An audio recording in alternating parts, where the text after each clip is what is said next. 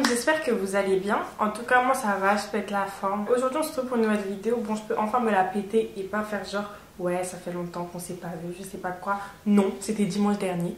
Je tiens ma résolution d'une vidéo par semaine et je vais même la pousser parce que je vais bientôt faire 2 vidéos par semaine. Bref, je m'avance pas trop. Je vous laisse déjà avec cette vidéo là et puis je vous bombarderai d'infos sur les réseaux sociaux. Aujourd'hui on se retrouve pour une vidéo que vous m'avez demandé énormément. Et je sais qu'en vrai elle va être utile pour énormément de monde et même des personnes qui ne me suivent pas forcément. Petite annonce, si jamais vous voyez une petite queue passer, ce n'est pas un lion ou un tigre, c'est tout simplement mon chat. Mais bref, du coup, bah voilà, j'espère que cette vidéo va servir et je vous laisse avec le reste de la vidéo. C'est parti.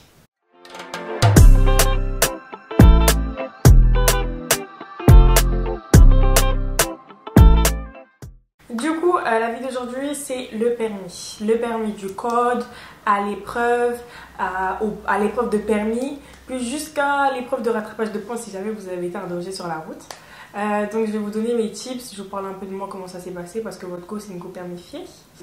Mais elle est trop à l'aise, c'est incroyable dans ma vidéo comme ça. Elle est trop à l'aise.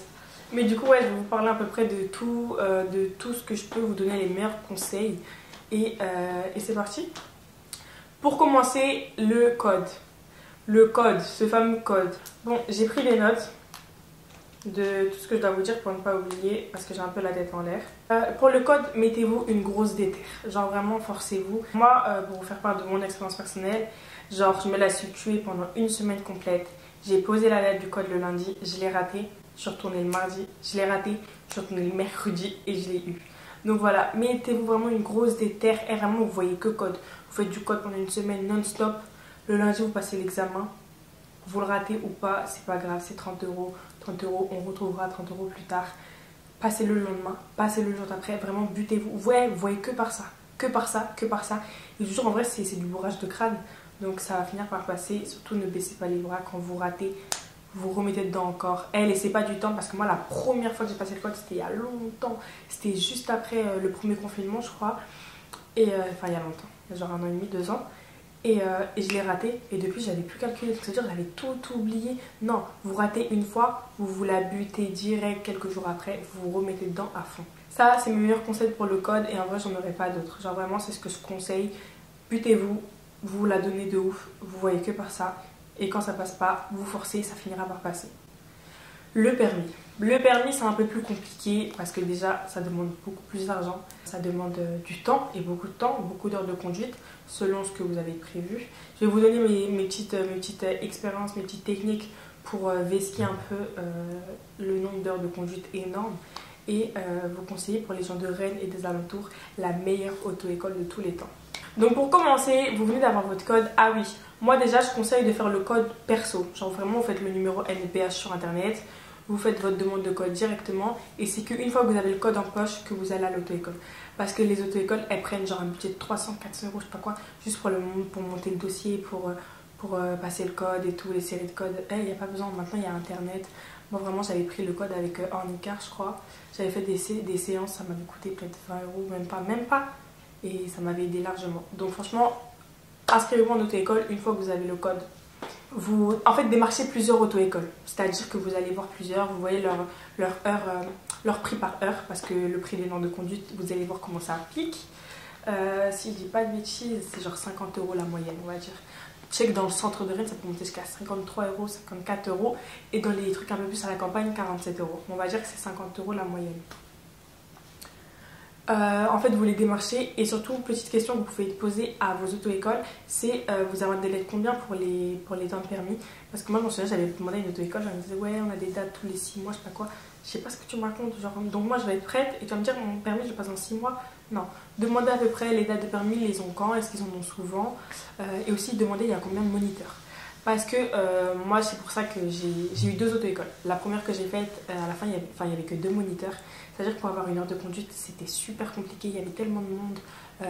Bref, c'était une galère pas possible. Donc demandez aussi à combien de moniteurs. Et voilà, après ça à vous de voir est-ce que vous voulez faire en accéléré ou pas. Ça aussi ça c'est à vous de gérer. Mais posez ces questions là aux auto-écoles et démarchez-en plusieurs. Dès que vous avez trouvé la vôtre, On va faire un premier test, ça s'appelle le test pour savoir, je sais pas comment ça s'appelle le test, j'ai fait genre la connaisseuse, mais en vrai c'est le test juste pour savoir vous allez faire combien d'heures. Soit vous avez une première heure de conduite, soit vous avez dans des machines, ça dépend des auto-écoles. Moi je sais que j'ai une heure de conduite normale, mais des amis à moi ils ont une dans une machine pour voir à peu près ce que tu sais faire ou pas. Moi, avant de faire ça, je vous conseillerais de faire des heures avec les gens de votre entourage qui ont déjà le permis. Tout simplement parce qu'il y a des trucs tout bêtes, mais comme savoir passer une vitesse, tu sais pas forcément le faire parce que tu n'as jamais conduit de voiture, mais ça te prendrait des heures de auto-école pour rien, alors que tu pourrais l'apprendre avec les gens de ton entourage. Donc moi, vous savez déjà, vous pouvez retourner sur ma chaîne pour voir les vidéos, mais moi j'ai fait des heures de conduite avec mon père. C'est lui qui m'a appris à conduire, donc à passer la première, la seconde et la troisième.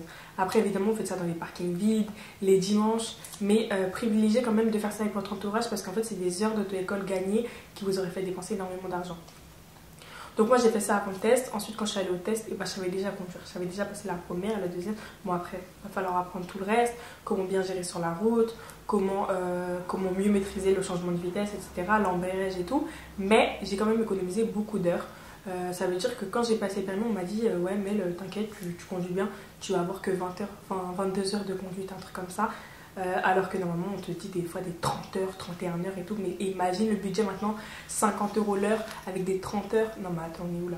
Donc là normalement vous avez commencé votre petite vie à l'auto-école, donc vous avez fait 1 heure, 2 heures, 3 heures, 4 heures. Il faut savoir que privilégiez aussi les heures de conduite à des moments différents des journées. C'est-à-dire que faites pas tout le temps vos heures de conduite à 18 heures ou faites pas tout le temps vos heures de conduite à 7 heures. Il faut que vous ayez un peu un regard différent de la circulation parce que la circulation à 7h, 8h, 9h, elle n'est pas la même qu'à midi, à 13h, elle n'est pas la même qu'à 15h ou elle n'est pas la même qu'à 18h ou à 19h. Comme vous ne savez pas à quelle heure vous allez passer votre permis, et privilégiez tous les plages horaires. Essayez d'en faire à peu près partout, disperser vos heures. Bon après évidemment c'est pas facile si vous faites en sortant du travail, en sortant des cours et tout, mais essayez vraiment de mixer un peu, pas faire que des heures de fin de journée, pas que faire des heures de début de journée, mélanger, essayez de passer à 15h, parce que la circulation à 15h elle va être calme, alors que celle de 17h30, 18h elle va être bondée, bref, mélangez les heures de conduite. Aussi, dans des auto-écoles, il existe des auto-écoles qui font des heures abusives. Si vraiment vous voyez que vous maîtrisez la conduite, si même quand vous faites des heures d'auto-école avec votre moniteur, il ne trouve pas tant de choses de ça à vous dire, n'hésitez pas à leur dire que vous êtes vraiment prêt à passer le permis et qu'il s'agirait de poser une date. Parce qu'il y en a qui font durer, qui multiplient les heures alors qu'en vrai de vrai il n'y a rien à dire. Ça veut dire que si vous voyez qu'on vous fait traîner un peu du pied, n'hésitez pas à le faire comprendre, n'hésitez pas à l'exprimer, bon évidemment pas méchamment parce que sinon ils vont vous boycotter, mais n'hésitez pas quand même à le dire, genre non mais là je me sens prêt, si tu dis oui mais non mais tu vas le rater et tout, si toi tu vois qu'en vrai de vrai tes heures d'auto-école elles ne te servent à rien, tu vois pas d'évolution, et privilégie genre ton ressenti et n'hésite pas à demander à ce qu'on place une date de conduite. N'hésitez pas aussi à placer votre date en avance parce que dans tous les cas, avant la date butoir, la date d'examen, vous allez devoir faire des heures avec votre auto-école. Donc si vous êtes là, vous êtes rendu à 17h, 18h et on vous avait prévu 23h, je sais pas, demandez déjà à placer la date parce que ça peut être très long. Il y a certaines auto-écoles, certaines villes, la date d'examen elle est longue à avoir.